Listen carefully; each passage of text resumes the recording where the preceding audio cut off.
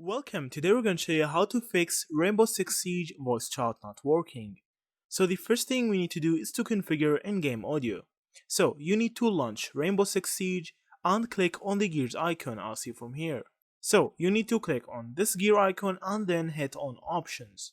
After that, you need to go to audio options. So here's the audio options, you need to just click on it.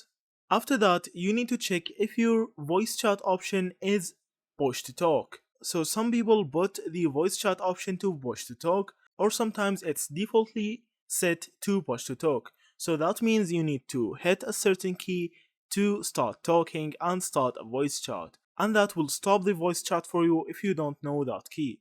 So you need to actually change this option from push to talk to another option. So the next thing you need to do is to update the audio drivers. So sometimes you will have some issues in your drivers because it's not up to date. So you need to go to device manager, and from there you need to go to audio drivers as see from here.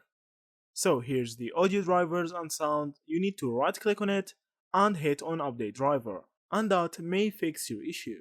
And the last thing you may do is to allow microphone for Rainbow Six Siege. So sometimes your microphone privacy settings will disable your microphone for a certain app or a certain game. So by opening this privacy settings, you can see if Rainbow Six Siege microphone settings is enabled or turned off.